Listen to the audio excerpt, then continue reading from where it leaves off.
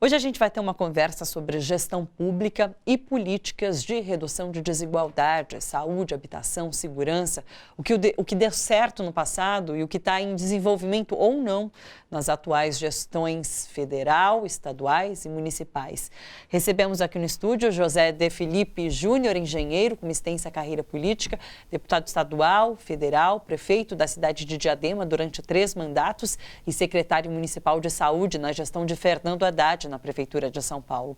Estamos também com Francisco Vignoli, professor do Departamento de Planejamento e Análise Econômica da FGV e secretário de Finanças da Prefeitura de Santo André e Diadema. Sejam muito bem-vindos, pessoal. Muito obrigada pela presença de vocês aqui. Obrigado, Thalita. Obrigado. Um abraço aí aos telespectadores, professor Francisco Vignoli. Maravilha, obrigada, pessoal. Olha só, vamos começar. Eu separei 3 eixos, então, principalmente: segurança pública, saúde e habitação. Queria começar com segurança pública, já que foi durante a sua gestão em Diadema que foi implementada a lei seca na cidade, no município. E em 16 anos, isso foi em 2002, né? Em 16 anos, os índices de homicídio caíram muito na cidade, caíram 85%. Então, é bastante relevante o que causou essa lei implementada lá. E foi um debate que aconteceu, ela foi aprovada por unanimidade pelos vereadores, então teve todo um diálogo com a sociedade para que isso pudesse acontecer. Você vê algum paralelo entre o que aconteceu lá no passado e o que está sendo desenvolvido hoje em âmbito municipal, estadual, federal? A gente pode traçar paralelos, Felipe? Thalita, eu diria que é um paralelo a gente indo para uma direção e, infelizmente, o Brasil indo para outra direção. É na contramão total. Na contramão total. Eu não acredito de forma alguma nessa atitude, né, que vem lá de cima do governo atual, do presidente, da sua equipe, de estimular o armamento, né, de estimular que as pessoas saiam por aí querendo fazer defesa própria, rompendo com a visão de direitos humanos. E é uma regressão, isso é um absurdo, querendo inclusive copiar uma situação, por exemplo, dos Estados Unidos, que os setores muito mais racionais, humanistas, que estudam esse caso, querem fazer o contrário, fazer programa de desarmamento. Sim. Porque a cada 2 semanas, 3 semanas, e de tempos curtos, em tempos curtos, em intervalos curtos, você vê absurdos, tragédias de gente atirando em escola, principalmente, em shopping centers, né? Então, lamentavelmente, nós podemos estar caminhando por essa direção. Quer dizer, acho que hoje você viu, teve uma outra agressão com a morte, ontem, né, parece de um apoiador do Bolsonaro, com uma pessoa que na discussão política, quer dizer, isso, além de não resultar em segurança, em paz para as cidades, resulta também na propagação da cultura da violência. Sim. E eu queria dizer para você o seguinte: em Diadema nós procuramos construir a cultura de paz e uma política pública, como você bem falou, né, que eu procurei ter a capacidade, me esforcei muito para liderar, para estar junto com outros setores, mas na liderança do envolvimento das instituições, né? Eu fiz mais reunião com a Polícia Civil e a Polícia Militar no começo do meu 2º mandato, que foi em 2001, porque até lembrando aqui os telespectadores, 99 e 2000, Diadema foi a campeã de homicídios do Brasil. Sim. Quer dizer, nós estávamos diante de uma situação absurda, né? Uma situação que estava exigindo da prefeitura. Eu falava com trabalhadores, falava com empresários, eles falaram: ou você muda isso, ou a cidade nós vamos embora daqui, nossa empresa vai embora.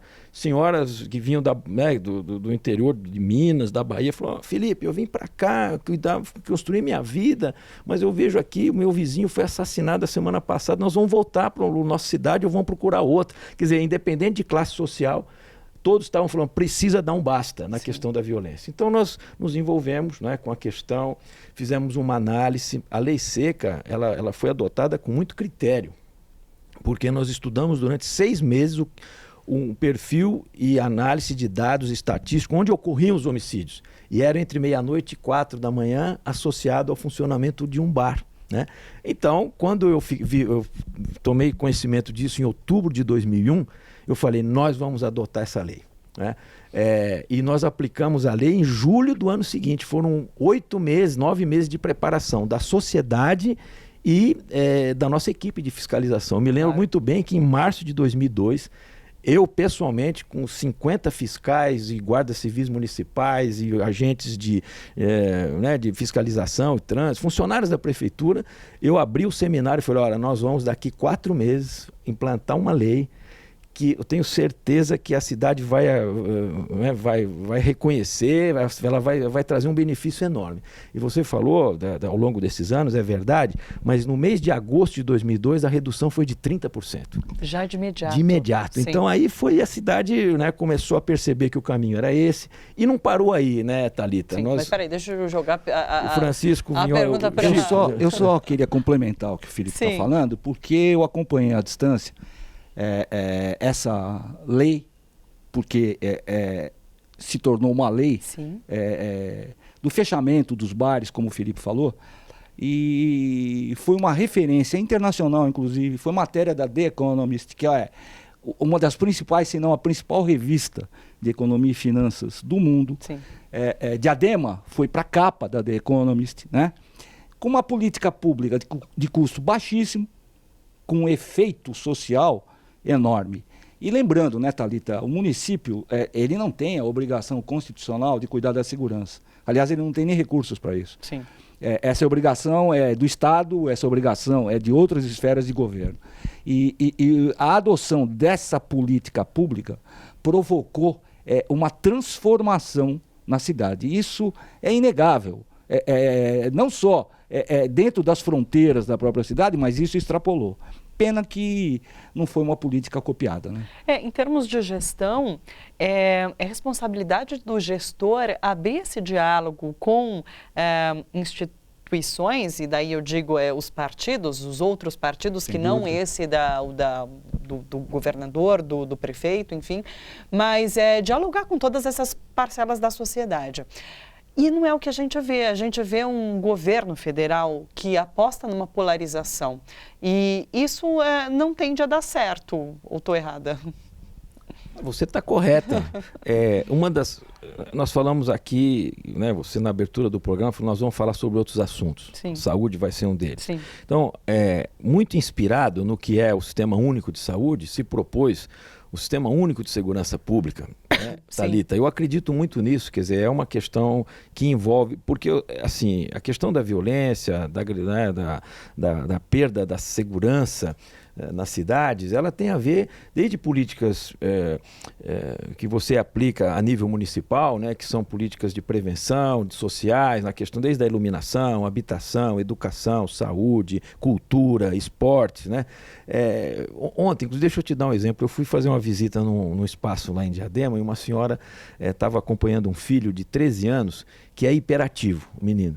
E ela estava lá acompanhando ele numa escolinha de futebol e relatando como melhorou, né, a condição de vida do filho dela pela prática do esporte. Então, quer dizer, as políticas que os municípios desenvolvem são importantes. O Estado, é evidente, que tem, como falou o Vignoli, essa questão da obrigação constitucional e recurso para isso na polícia. Agora, uma polícia que seja respeitosa dos direitos humanos, para ser respeitada, que seja profissional, que use mais a inteligência do que a ignorância, que use mais a capacidade de investigar, que use a tecnologia para poder dar suporte e ter a confiança da cidade. E os municípios criaram as GCMs. Eu estava falando outro dia com uma pessoa que estuda mais recentemente, tem mais de 120 mil GCMs no Brasil. Quer dizer, o Exército tem 200 mil homens, quer dizer, nós temos quase metade. E isso precisa ser, a presidenta Dilma fez uma regulamentação, o que precisa é ter mais integração. Tem cidades no ABCD que tem uma política mais, vamos dizer, de respeito, de integração e de valorização da GCM. Então é outro instrumento, quer dizer, é instrumento de fiscalização, né, de repressão, e a repressão, quando ela é colocada de forma adequada, é como se uma prevenção também, você não tem que agir, quando tem que agir tem inteligência, e é um conjunto de atitudes, e eu acho que é isso, tem que envolver a sociedade, então, né, Vignoli? Até porque, saindo da nossa região aqui, a gente tem que lembrar que 81% dos municípios do país têm até 30 mil habitantes. E eles não têm condições de, isoladamente, ter uma política de segurança. Então, essa integração que você se referiu, que o Felipe se referiu, entre os níveis de governo, é fundamental. Porque é verdade, Thalita, que a questão da segurança ela é mais crucial nos grandes centros. Mas também não é menos verdade que, em menor ou menor grau, essa coisa atinge as pequenas cidades. Sim. E hoje você tem, não precisa ser no estado de São Paulo, mas se você pegar em outros estados do país, você tem situações relatadas pela imprensa, relatadas inclusive pela literatura mais recente, que tratam dessa questão e mostram o agravamento dessa questão da segurança. Mas e que precisa ser encarada de maneira conjunta. Mas então, dá medo de encarar essa questão da segurança pública, porque toda a discussão que é feita hoje pelo Congresso, por exemplo, é de uma maneira a recrudescer o que existe hoje em relação à segurança, porque a gente vive num momento de bastante conservadorismo. Então, falar sobre segurança pública nesse momento é tão difícil. É verdade, Thalita. E eu estava aqui, né, me lembrando o seguinte, nós falamos da lei seca, falamos da GCM, de outras atitudes que nós fizemos nos 8 anos que eu fui prefeito, né, na década passada, de 2001 a 2008, e assim, a gente procurou resumir, até escrevi um livro sobre isso, e o resumo é o seguinte: é a construção da cultura de paz. Sim. Né? É o que significa, veja, a paz é o que representa para nós essa condição de segurança que as pessoas têm, da atitude que é muito real e psicológica, né? Das pessoas se sentirem confortáveis de caminhar na cidade, de não ter aquela situação de estresse, de psicose, né? Mas infelizmente nós estamos vendo, eu lamento, nós temos aí uma figura que eu acho que parece que foi uma maldição que veio sobre nós no Brasil.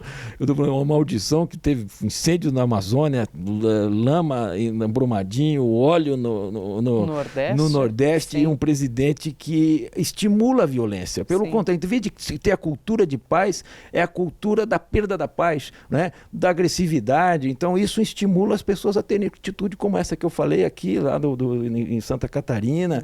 E nós, uma das coisas mais importantes que nós fizemos depois que a gente foi vencendo, que vai ficando cada vez mais difícil.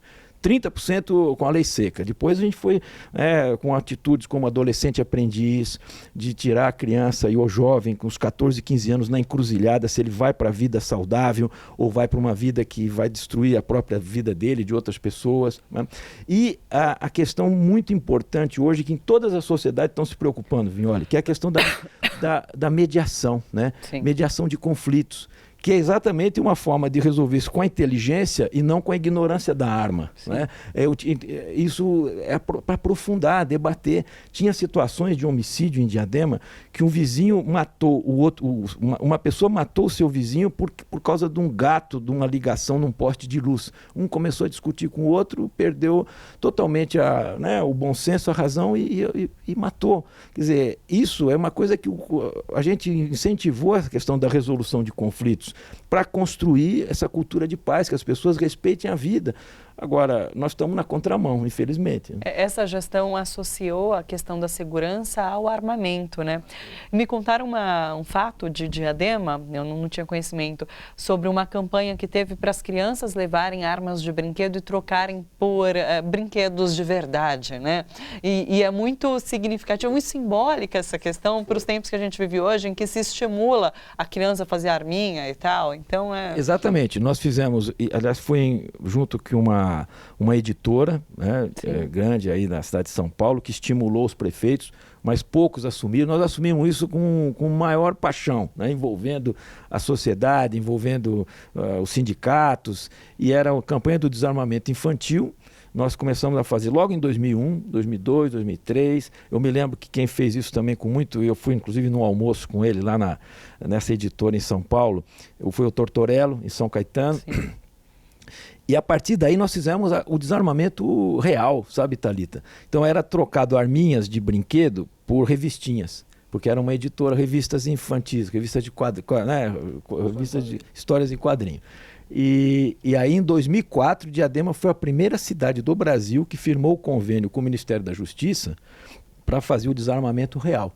Né? E histórias fantásticas, as mulheres levavam arma, falou, meu marido foi trabalhar, eu vi esse negócio aqui, peguei lá na gaveta, tá aqui, eu vou receber R$200 pela entrega da arma e a gente vai viver com muito mais tranquilidade sem a arma. Né? É isso, quem tem que estar armado são os agentes de segurança, aqueles que recebem, aliás, tem que receber de outra forma, né? Não como a gente está vendo agora, que é para matar, autorização para matar, pelo contrário. A gente tinha a Scotland Yard em Londres, se bem que depois teve a questão lá do que matou o Jean Charles, mas teve um ano que ela deu 2 tiros. A polícia inglesa, Né? Então, e aqui a nossa eu acho que é 2 tiros por minuto, quer dizer, uma coisa inaceitável. Né? Não, é que assim, essa cultura de paz a que o Felipe se refere, ela é na contramão mesmo de tudo que está posto aí. Né? Inclusive, jornalistas sendo questionados na justiça por questionarem a política de segurança do governo do Estado do Rio. O caso do Luiz Nassif, que foi intimado a depor por conta das matérias que ele fez, de uma análise que ele fez do que está acontecendo no Rio de Janeiro. Quer dizer, eu acho que nada justifica a perda de uma vida, principalmente da vida de um inocente. A hora que você estimula como política de Estado essa questão de armar, de ir atrás, eu vou prender quem roubar celular, eu vou... Os dados do Conselho Nacional de Justiça dizem que nós temos mais de 800 mil presos no sistema prisional brasileiro, e daí? Melhorou a segurança? E aliviar a responsabilidade do agente público que usa a arma de forma indiscriminada, que é essa lei absurda que esse cara está querendo fazer. Né? Quer dizer, é o contrário, na contramão. Né? A questão da excludente de licitude, que é uma licença para matar. É um nome que já coloca aí para vamos dizer, um biombo ou uma fumaça, mas é isso, licença para matar. Como se já não houvesse essa situação, né? Nós, os prefeitos, inclusive quando tivemos aqui, já foi melhor essa articulação dos prefeitos na região metropolitana com relação à segurança, porque nós precisamos ter dados. Você só faz política pública eficaz e com qualidade se você tem dados da realidade e tem formas ou de enfrentar situações negativas ou de impulsionar questões que são relevantes, benefícios ali. E a questão da informação, então tinha o seguinte, quando um agente da segurança matava algum cidadão, era auto de resistência seguida de morte. E quando tinha 2 ou 3 assassinatos, era contado um só. Aí eu falei, não, peraí, isso aqui, vamos falar, é o seguinte, não contava como homicídio, né? Evidente que tem que contar como homicídio, e contar se é 3, são 3 e não apenas, não, mas foi uma ocorrência. Então, a forma, inclusive, de lidar com isso, com os números, já mostra uma atitude, vamos dizer, um viés ideológico, um viés de tentar mascarar o que é a realidade. De fato, Vamos para a questão da saúde, então.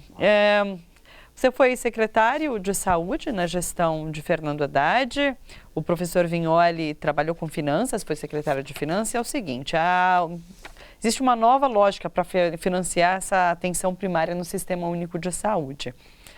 E esse formato leva em conta o número de pessoas cadastradas e o cumprimento de indicadores de saúde. Ou seja, quanto mais pessoas inscritas, quanto melhores os resultados, maiores serão os valores repassados. Hoje o pagamento é feito com base em dados populacionais. Eu vi muitas críticas sendo feitas a essa mudança no sistema. Vocês também são críticos a isso? Olha, a questão é a seguinte. A questão da saúde, ela tem adquirido uma gravidade cada vez maior, principalmente por conta da diminuição dos recursos que a emenda constitucional 95 tem possibilitado não só para a saúde, mas principalmente para a saúde e educação, para as áreas sociais, e também pelo fato de que a crise econômica pressiona o sistema. A pessoa que perde o emprego, perde o plano de saúde que a empresa dava e vai pressionar o sistema público de saúde. Se a gente olhar os últimos 10, 15 anos, Thalita, a gente percebe que todos, rigorosamente todos, os municípios do país aumentaram a fatia das suas receitas próprias. O que são as receitas próprias? Aquilo que a prefeitura arrecada pelo seu esforço próprio. Então, o IPTU, o ISS, a cota parte que ele recebe do ICMS, aumentaram, mas significativamente, o gasto com saúde. Por conta do quê? Por conta da estabilidade da transferência do governo federal para os governos municipais, por conta do fato de você, em função dessa estabilidade, ter assumido uma série de compromissos, você município, e ter que cumprir, tá claro? E essa coisa fica cada vez mais grave a hora que a emenda constitucional 95 desconsidera crescimento populacional, incorporação de novas tecnologias que custa, o aumento da idade média, da vida média do cidadão, por conta, inclusive, do benefício que o SUS traz. Claro. Porque toda essa política, tanto federal quanto estadual e municipal, de fornecimento de medicamento, pense uma pessoa que idosa, ela vai ter uma doença crônica, sim, na média vai ter, e essa doença pressupõe que ela tome remédio. A hora que o Estado assegura isso, melhora as condições de vida e melhora a esperança de vida. Isso tende a cair. A gente já tem dados indicando aumento de mortalidade no país. E isso é complicado. A gente teve um surto de sarampo, sim, porque não houve a destinação séria por parte do governo estadual e federal da questão da obrigatoriedade da vacina. Sim. Quer dizer, aí ficam nas redes sociais pululando essas teses loucas de que vacina faz mal, de que a Terra é plana, tudo isso que a gente tem assistido, e que é complicado. Nós estamos no século XXI. Quer dizer, as pessoas não tomaram vacina, nós temos um surto de sarampo em São Paulo. Sim. Quer dizer, não estamos falando de uma cidade pequena sem recursos. Claro. Tá claro? E aí é que está. E essa questão da ausência de recursos, da carência de recursos, passando a bola para o Felipe. Você não pode jogar o ajuste fiscal nas costas dos estratos sociais mais baixos da população. E é isso que vem acontecendo. Aliás, historicamente. Sim. Mas agora, dessa maneira, desde a emenda à Constituição 95... Pelo amor de Deus. Né? Thalita, Vignoli, é o seguinte, eu até trouxe aqui um gráfico, se vocês pudessem colocar aí para o telespectador, a questão da evolução dos gastos da saúde. Da saúde, da saúde. Se tiver olhado os gastos da saúde, porque é o seguinte, eu discordo dessa proposta, porque essa proposta é uma forma de esconder a ausência de recursos para a saúde. Então, olha, nós tivemos uma década e meia, eu diria, né, os telespectadores estão olhando ali, esses recursos são recursos que podem ser comparados, porque são recursos reais, com o real de dezembro de 18, e o indexação e desindexação feito pelo IPCA, que é a inflação, né? O IPCA, né, da inflação. Então, o pico de recursos do Ministério da Saúde, e que é o principal, a saúde, o Ministério da Saúde chega a quase 45% dos gastos do SUS com as outras duas esferas de governo, Estado e município. Sim. Então, estados e municípios compõem os dois por volta de 55%, chegou a quase 142 bilhões de reais em 2015, sim, o primeiro ano daquilo que eu chamo o ciclo do golpe, que foi de 15, 16, 17, 18. O orçamento desse ano já é de 2019, levando em conta toda infelizmente, essa engenharia regressiva de ajuste fiscal, em vez de estimular a economia a funcionar, mas trabalhar no corte, que é exatamente o que essa medida faz, é você tirar quase 15 bilhões, né, quase 20 bilhões, na verdade. E o orçamento de 2020 agora, ele tem uma coisa muito grave, Thalita, que o Vignoli tem condições até de explicar melhor para nós, porque é o seguinte, é um recurso que teoricamente está por volta de 130, quer dizer, acompanha um pouquinho a inflação de 2019, mas ela tem lá um aparato que pode ser trágico para nós, porque ela tem 30 e tantos bilhões de reais no quase 130 previstos, que depende de aprovação de títulos da dívida, que antes não podia usar títulos da dívida para financiar e custear a saúde. Não é isso, Vignoli? Despesa de custeio nunca, né? Você não podia emitir título para financiar a despesa de custeio. E isso depende da autorização do Congresso. E uma coisa que esses governos aí, infelizmente, do golpe aí, do Temer, e que eles estavam meio que fazendo o seguinte, vendendo, como diz o povo, vendendo o almoço para comprar janta, né? Agora eu acho que está vendendo o almoço da semana seguinte todinha para poder comprar janta. Quer dizer, eles estão fazendo formas de tirar recursos, né?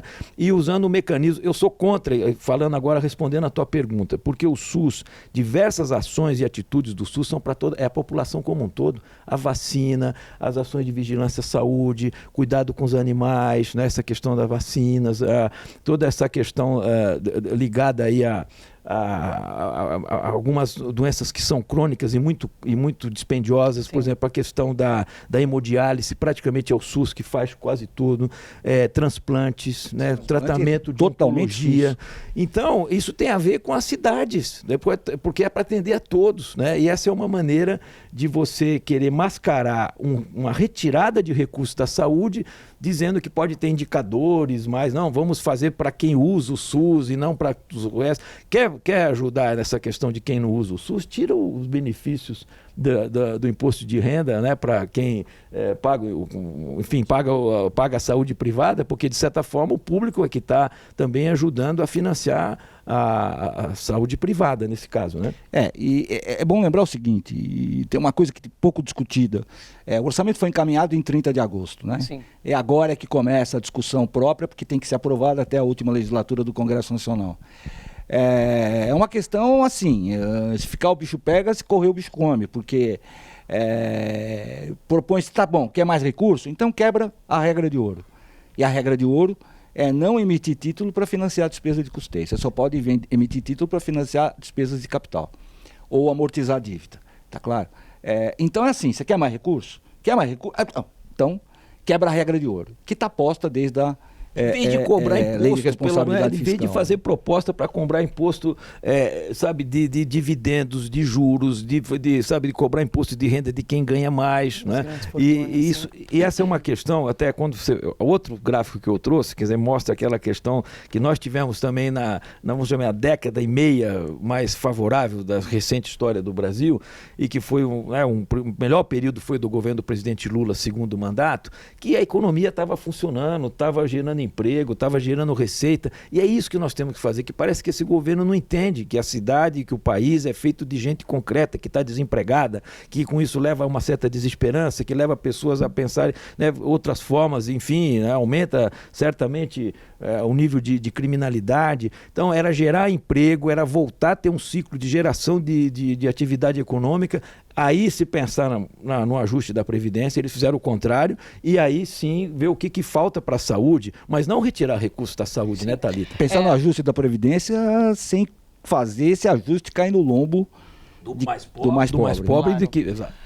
Olha só, você que curte a TVT e quer contribuir com a gente para que a nossa programação chegue cada vez mais longe, se inscreva no nosso canal do YouTube /Rede TVT e torne-se membro. Ou então faça a sua contribuição em nosso Catarse. É só acessar catarse.me/TVT. A gente agradece.